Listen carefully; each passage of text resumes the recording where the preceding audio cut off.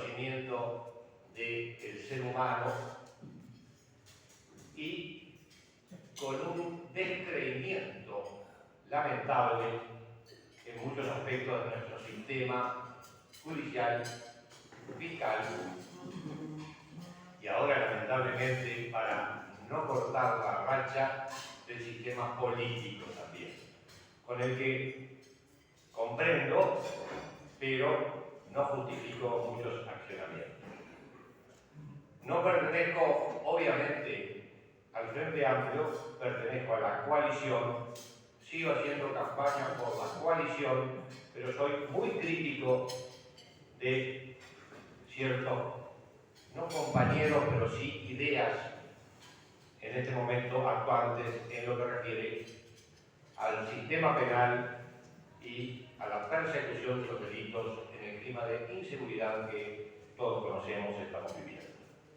Soy muy crítico del presidente de la República porque tengo respeto, porque en muchos otros temas ha sabido conducir esta coalición y tiene mano firme para el timón, aunque lamento que cuando transita por las aguas de la inseguridad, esa mano firme lamentablemente le ha temblado. Y estamos hoy con dificultades serias en un tema que es objeto de la preocupación del 48% de los uruguayos.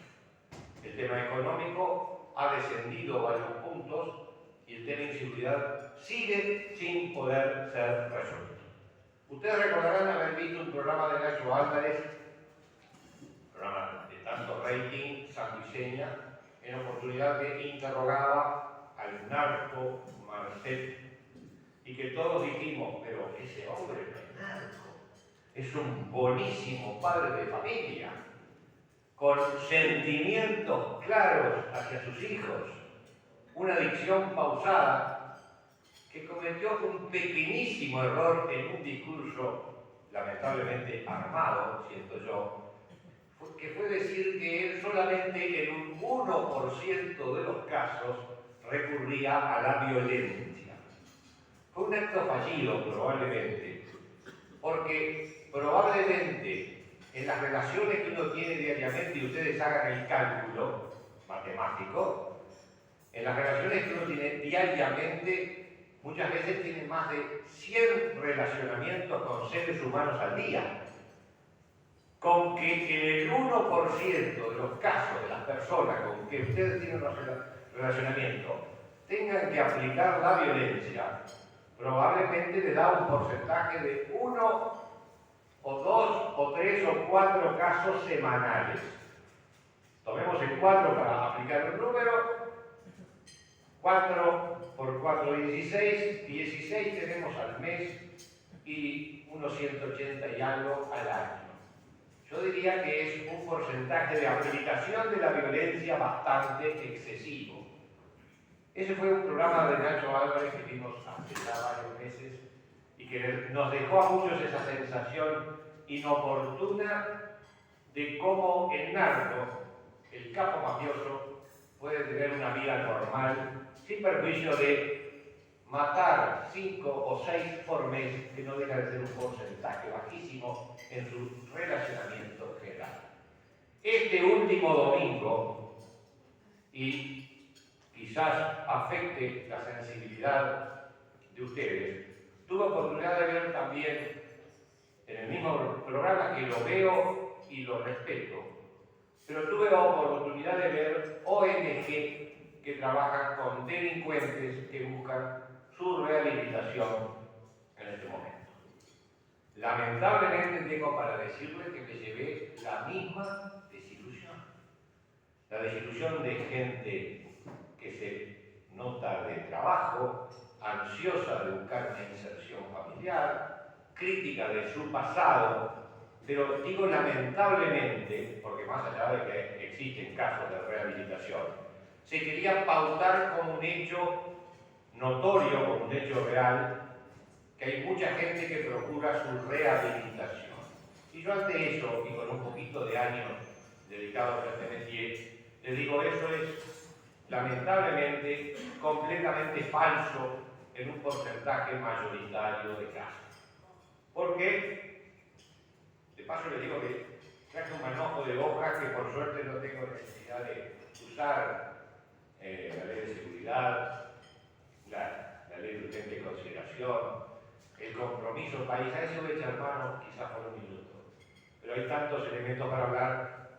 Habíamos convenido en cuanto a una alocución de no más de media hora. Espero tener la capacidad volitiva para aceptar un plazo razonable, pero los temas realmente son trascendentes. Para mí son trascendentes.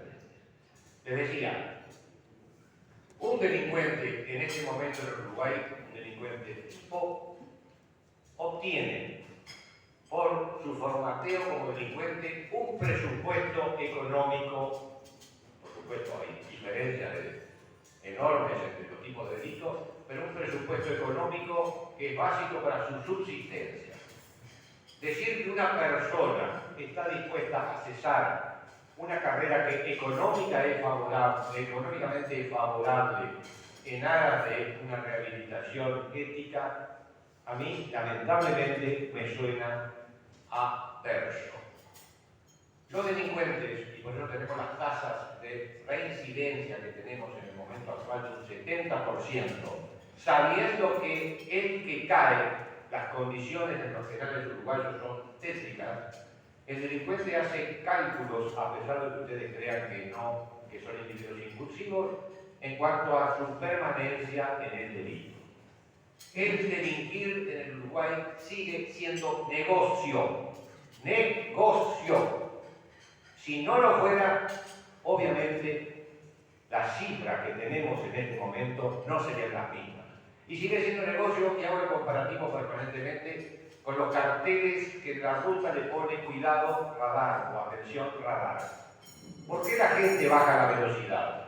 Por un tema de que conversó con sus sacerdotes preferidos sobre el peligro de matar personas, lo que significa la solidaridad social, o el psicólogo que estuvo tratando momentos antes de que bajara a su pie del acelerador. No, lo baja por una sencilla razón. Saben que hay una multa que no se la va a sacar de encima. Saben, la buena voluntad en las carreteras uruguayas tiene una razón económica, la multa. ¿Por qué el delincuente no saca su pie del acelerador después de tener 7 antecedentes, 12 antecedentes, 15 antecedentes? Porque es negocio, con riesgo. ¿Qué negocio no tiene riesgo? Todos tienen.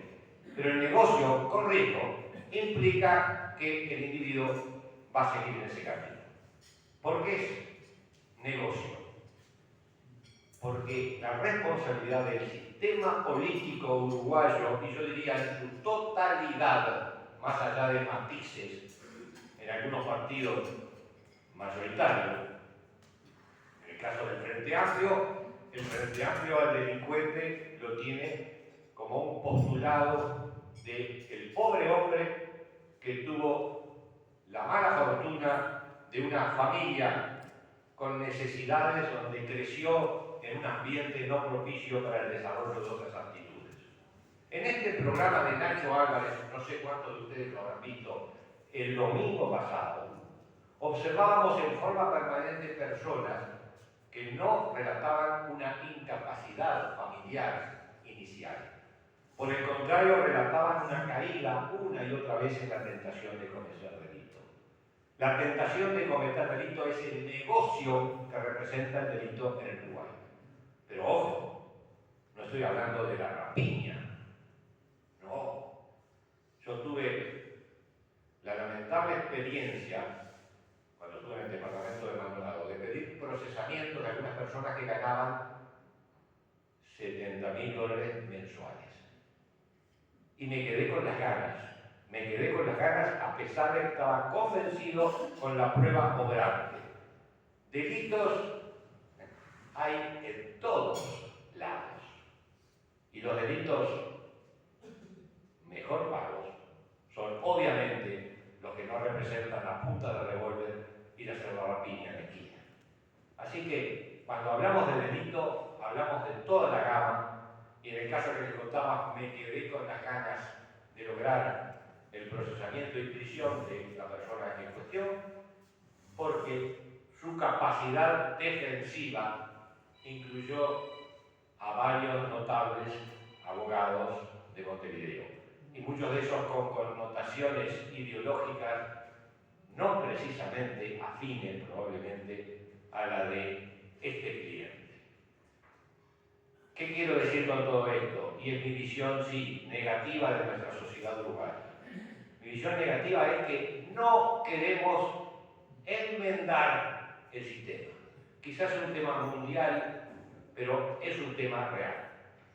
Tuvimos el desastre del nuevo Código de Proceso Penal, que motivó mi apartamiento de la Fiscalía en disputa con el doctor Jorge Díaz, que fue el fiscal que dio el cambio más brutal a este nuevo código. Y en una frase lo defino. El proceso abreviado, capaz que ustedes lo sintieron nombrar, es un mecanismo de transacción económica. Transacción, no económica en el sentido de dinero, sino económica en el sentido de los respectivos beneficios. El procedimiento es así. Yo lo tuve que vivir durante 6 meses y de alguna forma creo que lo cumplía bastante a cabalidad, porque tiene su parte divertida. En la Fiscalía, en las mazmorras de la Fiscalía, porque son en los subsuelos de la Fiscalía, se reúne el fiscal de turno, el indagado, su abogado, y comienza una transacción, un acuerdo entre las partes que más o menos lo podría parodiar de la siguiente forma. Le dice el fiscal, con la que me dicen que te mandaste y yo te voy a pedir 4 años. Le dice el indagado, vos estás loco, porque obviamente lo tutea sin ningún problema. Vos estás loco, 4 años, ni con la mala palabra incluida que vos pensás. Esto yo acepto a lo máximo 6 meses y la mitad de libertad a prueba. 3 meses, ¿estás loco? Con la que te mandaste, que acá me cuenta la policía que tenemos probatoria, y comienza un regateo de te doy 3 años, te doy 6 meses, te doy 2 años y medio, te doy 4 meses, regateo, remate. Eso es el 97% de la justicia en nuestro país, porque el 97% de los casos tramita por proceso abreviado. Entonces, ¿quién es el fiscal?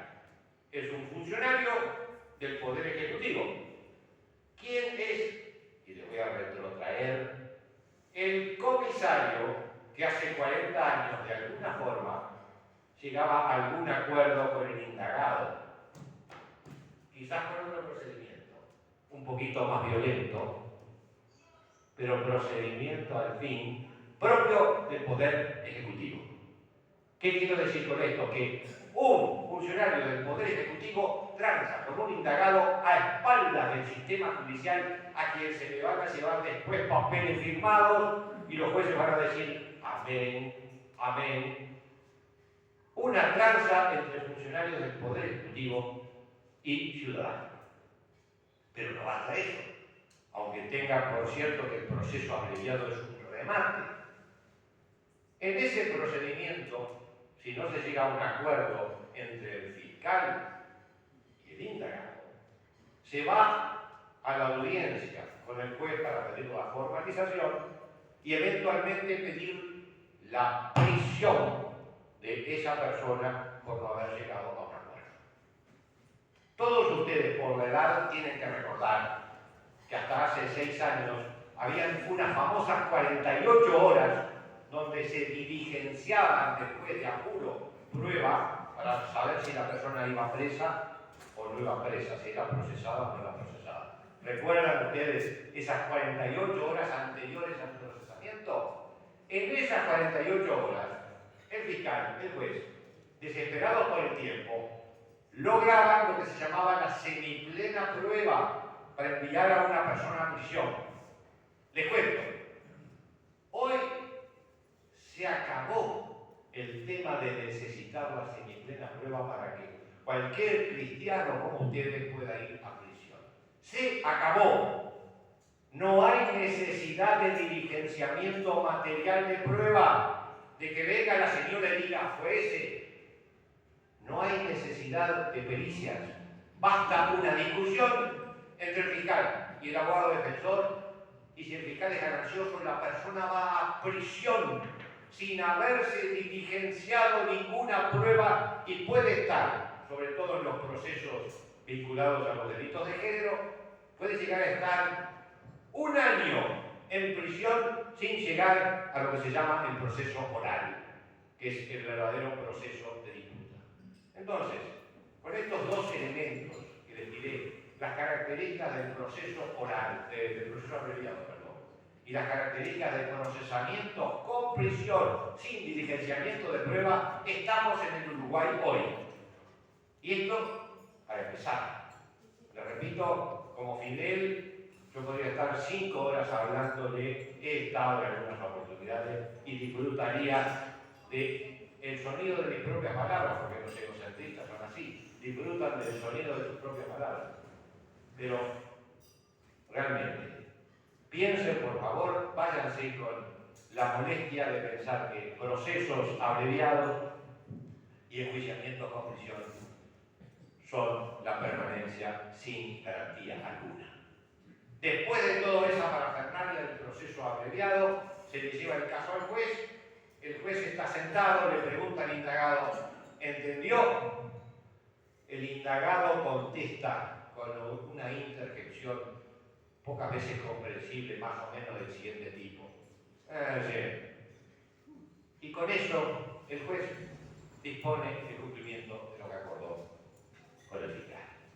Bueno, un mero introito a un tema que daría para mucho. En el compromiso país, nuestra coalición que integramos y por la cual vamos a combatir el próximo mes en campaña electoral, ya lo estamos a veces haciendo. Esta coalición firmó en el 2019 todos los partidos un compromiso que se llamó el Compromiso País. En su punto 6 dice una policía respetada, una sociedad pacífica.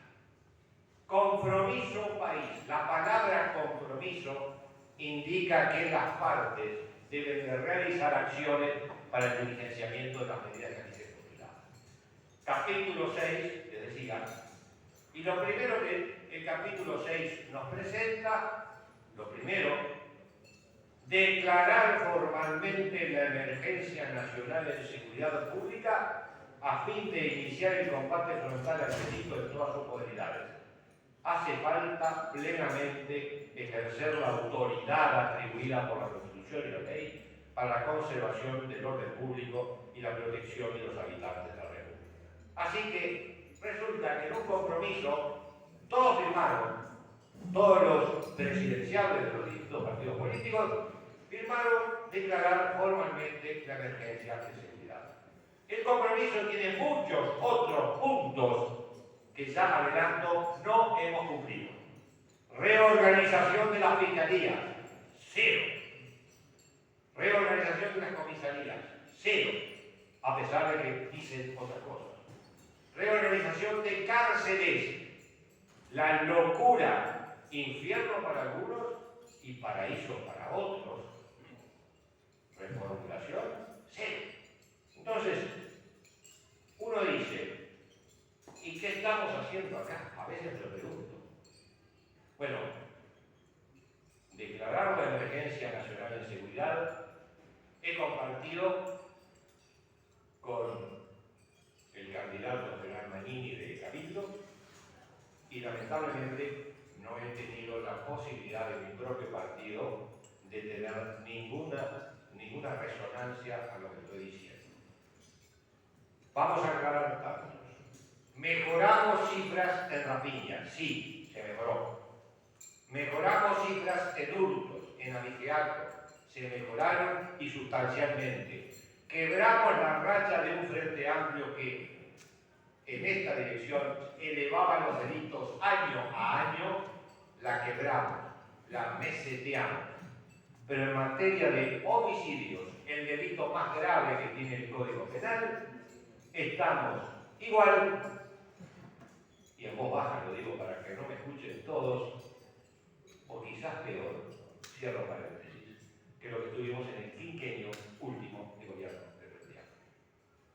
Yo me opongo enfáticamente y filosóficamente, sobre todo, a las consignas de un Frente Amplio integrado parcialmente por el Partido Comunista y parcialmente por el Movimiento de Liberación Nacional, aunque hoy tengan otras siglas de participación popular.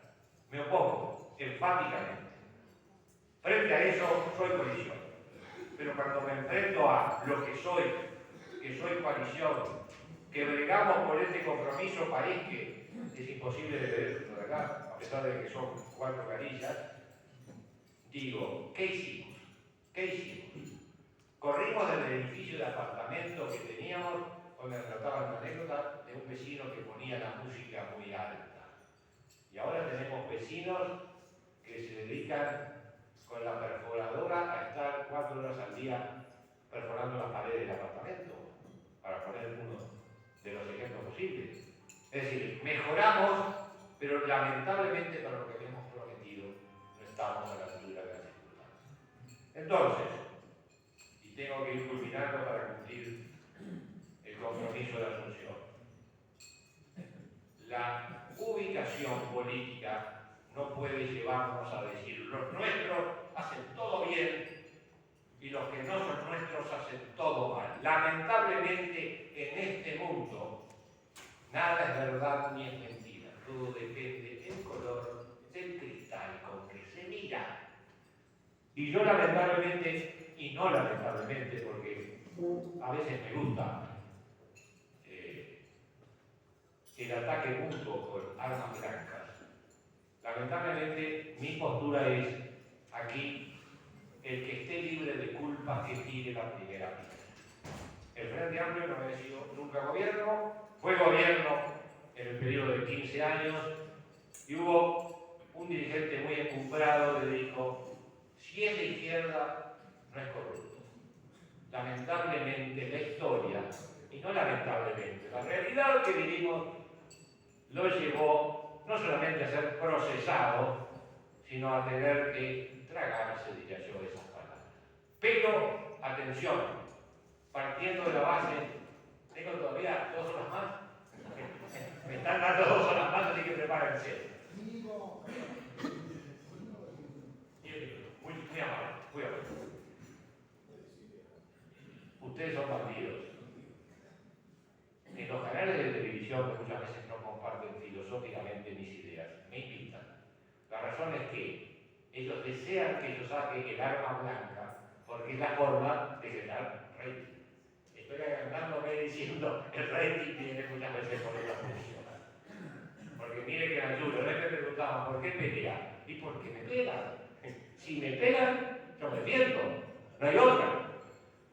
Le decía entonces que políticamente este tema es complejo de abordar. Yo no lo puedo abordar bajo la óptica de los míos son los buenos, los míos hicieron todo bien, los míos saben cómo conducir y los otros son la porquería. No lo puedo abordar bajo esa óptica. Lo abordo sobre la óptica. La oposición actual, lamentablemente, fue ineficaz en el combate contra el delito por un tema además filosófico, lo que es la concepción del delincuente como ese muchacho bueno, ese muchacho que hay que darle oportunidades, ese muchacho que no tuvo más remedio que tomar estas opciones, lo cual en casos excepcionales puede ser cierto, pero no lo es para nada en un adulto con capacidad de trabajo. El otro día escuchaba uno de estos delincuentes que hablaba en el programa de Álvarez, que decía, estuve en España, estuve trabajando, volví, comencé de vuelta a delinquir. Ese individuo tiene recursos de cualquier naturaleza, por favor, y hay muchos de esos. Volviendo al trillo, no es que los otros se equivocan. Lo más terrible de decir es, mis hermanos se equivocan, mis tíos se equivocan, mi padre se equivoca. Eso es difícil de decir. E inclusive, no creo que es tan fácil políticamente expresar. No estoy ni con aquellos, ni tampoco puedo ponderar a estos. No es fácil. Me han calificado, en función de eso, en distintas formas en el Parlamento, porque comparto con mi bancada del Partido